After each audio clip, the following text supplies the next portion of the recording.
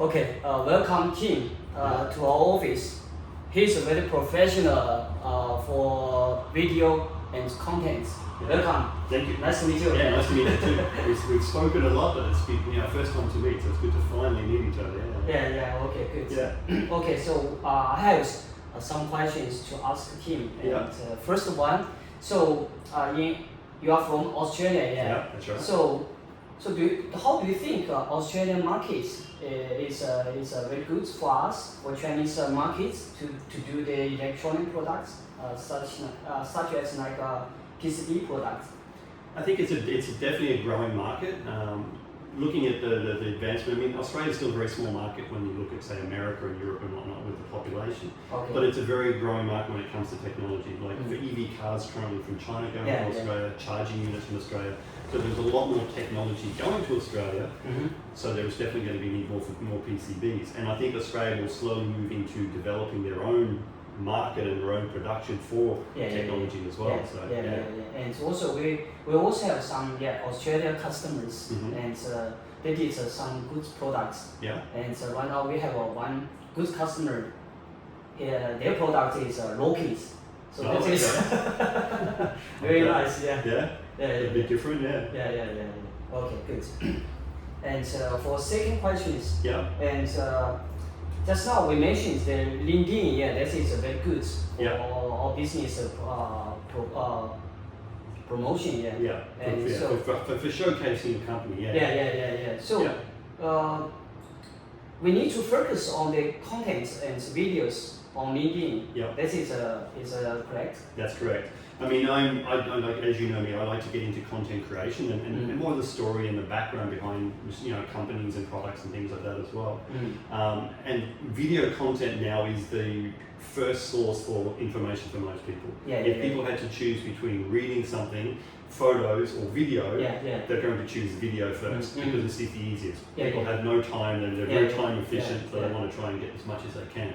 So now there's lots more content, lots more video. So having a really good video on LinkedIn is important too, to make sure that people, when you're getting to the point, people can really identify with the point of the video and get a result from it.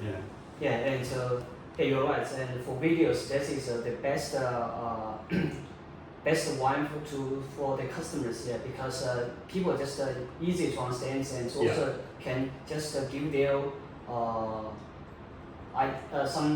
feeling. And more connection with the company, more connection with what's the product, facilities, things like that as well. So for sometimes I just post for my daily life, and also weekends play the basketball with your family life. Family life. So this is good to post on LinkedIn. I think on LinkedIn I'm not so sure. I think on LinkedIn you should really focus more on the professional side, not being a boring video just saying here's our company, this is what we produce, and the factory side. You can still have a personal side but keep it more professional. So interacting with your staff in the office, or interacting with the staff in the factory. That sort of thing I think should go on LinkedIn, so that the more the corporate people or the business people are going to see your profile on LinkedIn and have more of an understanding of your company, how your company works, the dynamic between your staff, the environment, things like that as well. With your personal life, which is still also very, very good to share, I would look at those things on other platforms. Okay, good, thank you. And so, how about the TikTok? TikTok, that's for us, that is a private life or some our hobbies. So So TikTok and Douyin are they're very good platforms, and they're obviously a growing platform. But they are also turning into more of a shopping or more of a shopping type platform. A lot of companies are investing money in how they can promote products on there and sell products on there. But I do see TikTok and Douyin being more of a smaller product, more quick turnover type products. So one-off items you're going to buy, great. Bigger companies, no, I don't think so.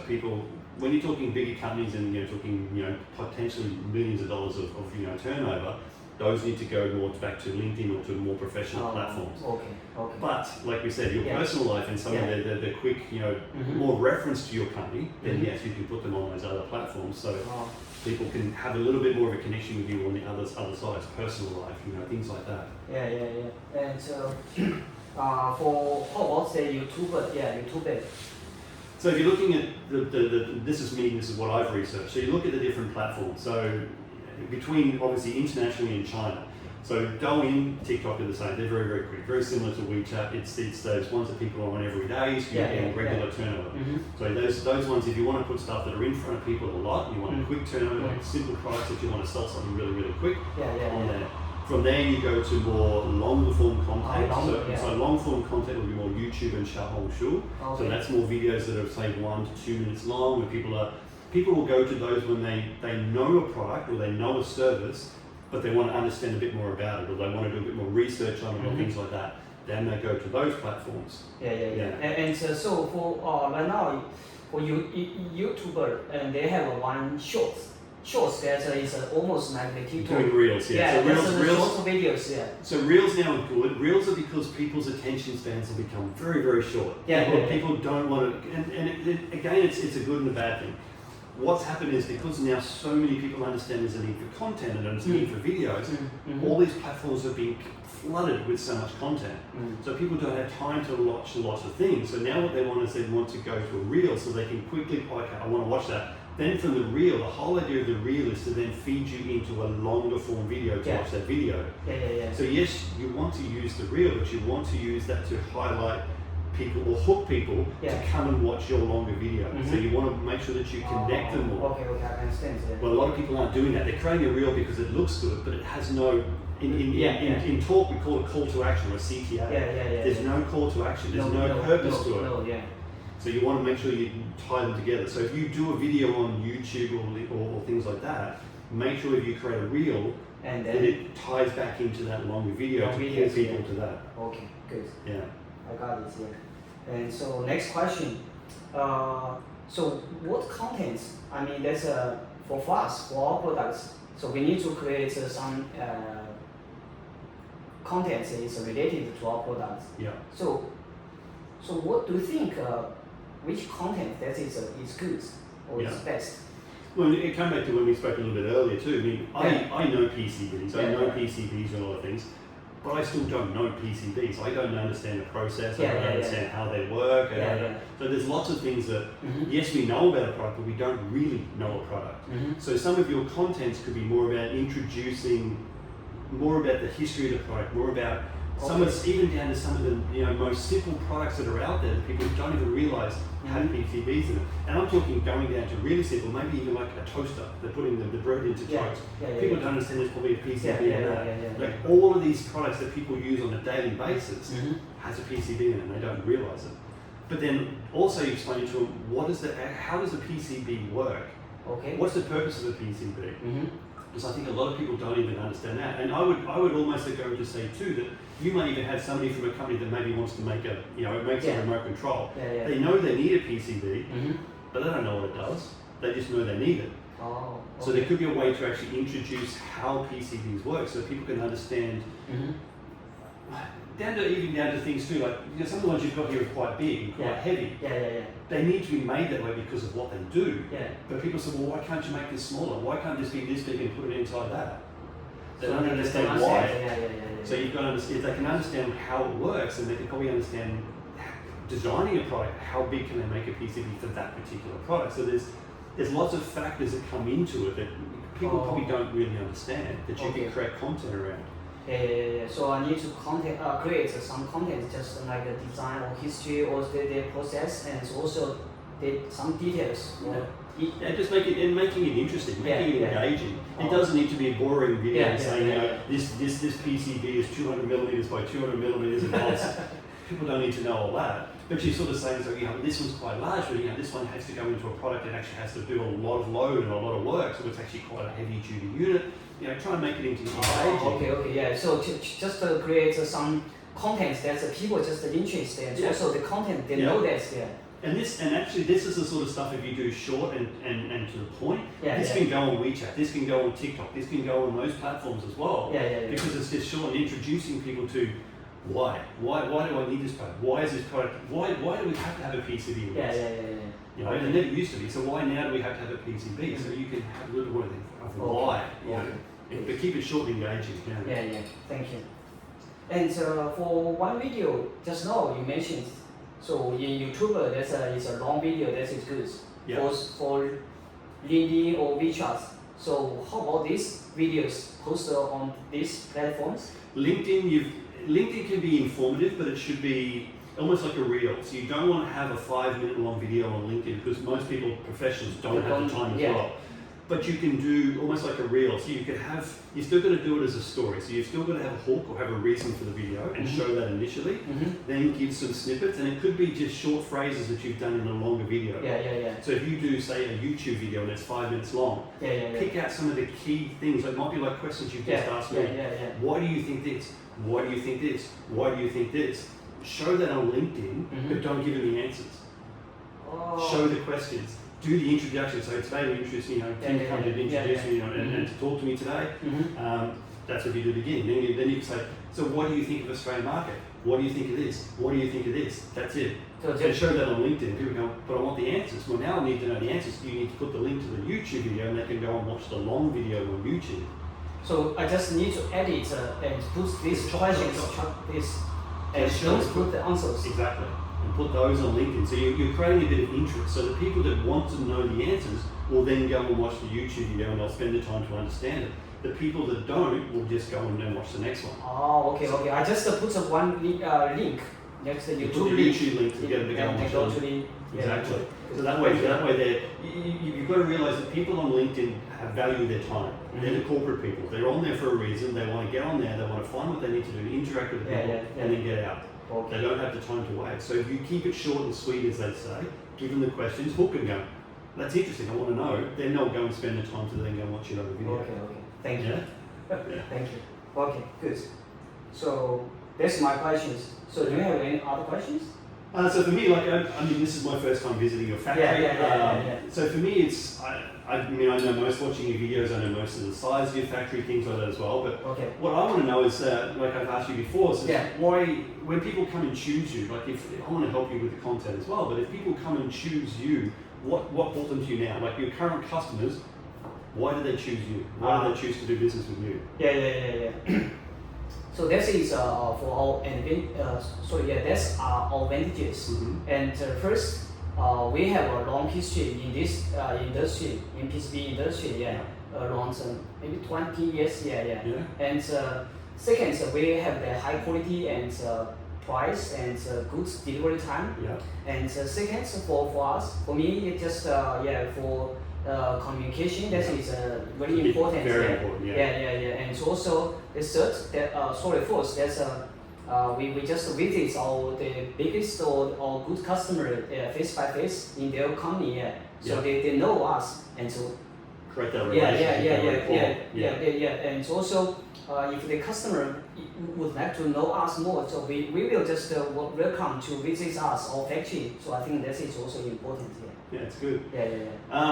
And with you told me too, in the current environment, there's lots of factories producing PCB. What's your plan, or what are you currently doing, or what would you like to be doing to make you stand out? Like, how do you go about making your company unique and standing out in its market? And before we have attended some exhibitions in USA, UK, and also Germany, also some other countries.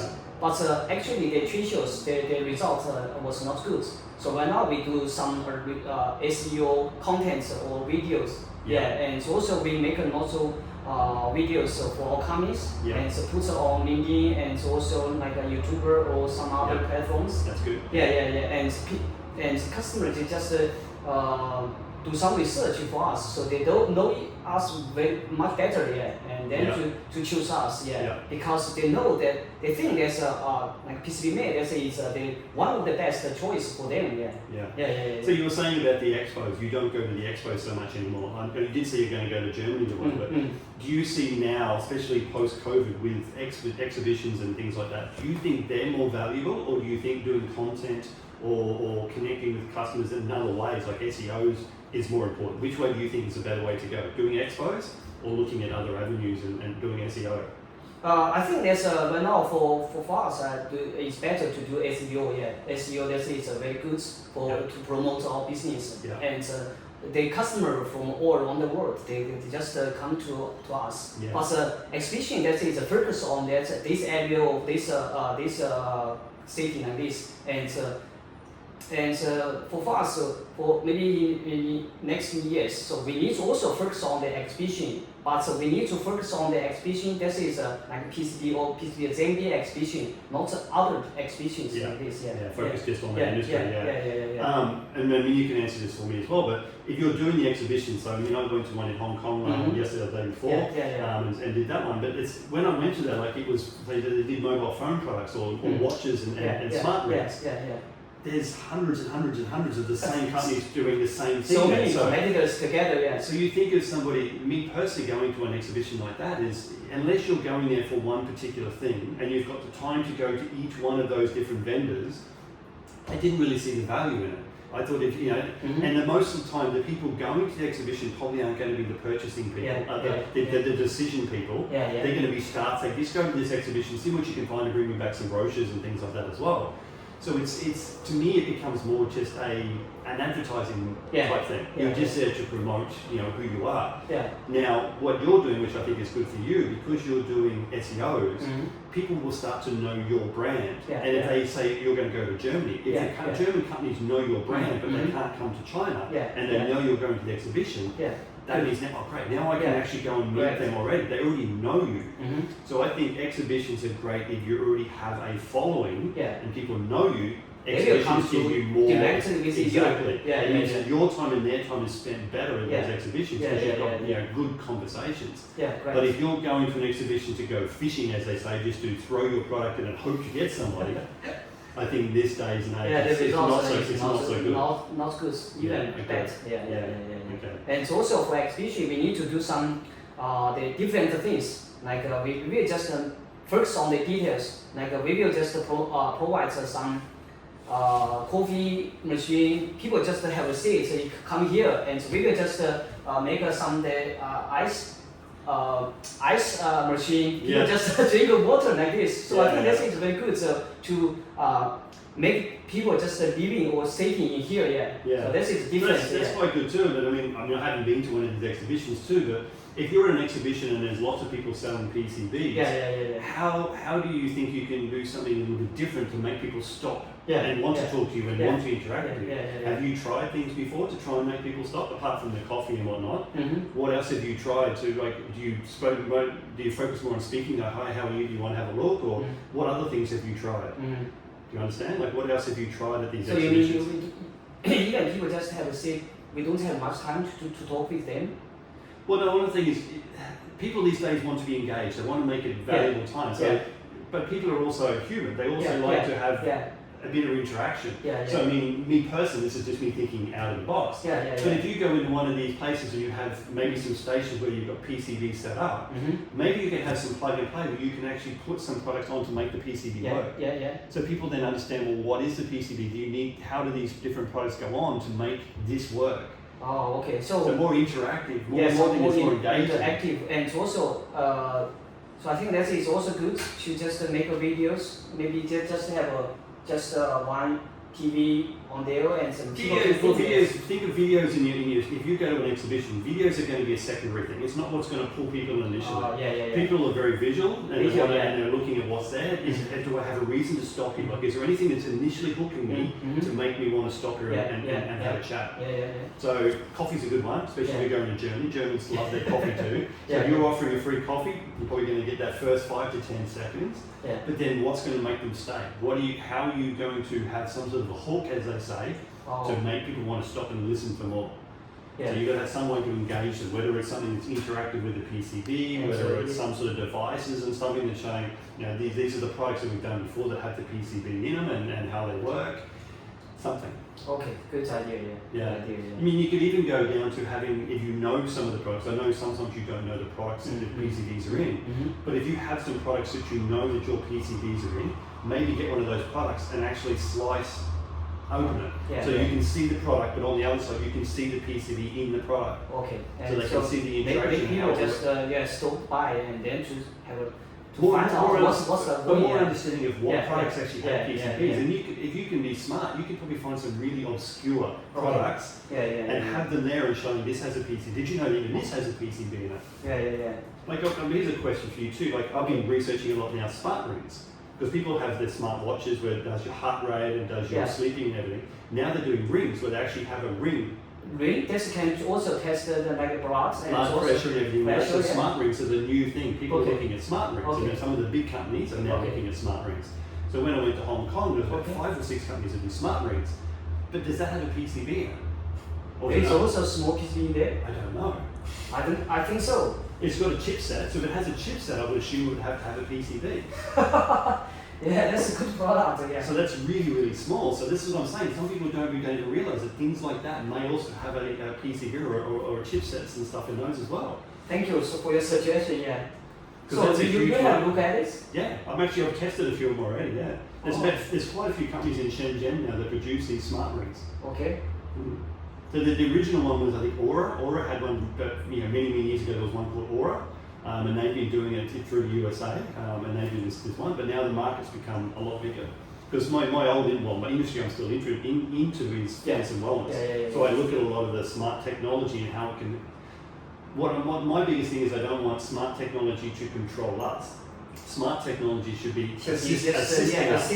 And also we will just know some of our figures like this. But then some people buy the watches and they wear the watches and it has notifications and they're looking at all the data. They're too fixated on the data that they're not actually getting healthier. They're actually getting unhealthy because they're too fixated on the data. You don't even have to worry about it. It just sits there and puts the data to your phone and you don't have to worry about it. Good. So I like the idea of smart rings because it's this new technology. So. Yeah. So almost every day nowadays, and the technology that's changed a lot. Growing. Yeah, so, growing. I mean, that's what I'd like to find out for you, and hopefully in the future we can do more factory tours and stuff. But I'm curious, like how big some of your PCBs are, like what's some of the biggest ones, but then also how small. Yeah. Like what range of different stuff that PC does and things they do as well. Yeah, last time I showed one video that we can produce 1.5 meters, 1.5 meters, and the width that is around 10 millimeters.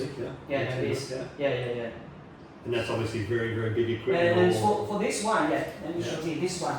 This one, that is from your country customer, Australia, Loki, the product. Interesting. Yeah. So, and this board, that is 6 days. Normally for this easy one or simple one, that is a single day, but this one, that is 6 days. And also that is a long size. Yeah. It's around 950 millimeters. Yeah. Almost 1 meter. Yeah. So for PCB, we can make a different products, and also for some high technology or high tech products. Yeah. So that's probably another question. This is probably talking more back to business too, but obviously PCBs are evolving very, very fast too. Technology is evolving very fast. So how are you? What are you doing to stay up to date? To stay, the latest in PCBs? Are you going to expose yourself to understand new technology to then how are you developing or how are you modifying your production to stay up to date with some of these technologies? First we just invest the equipment. Yeah, because the equipment also just updates day by day. And second, we will just invest the high engineering team because people they have the knowledge there. So if we don't have the professional engineering team, so we couldn't produce the high tech boards. And so second, we need to just invest the factory because.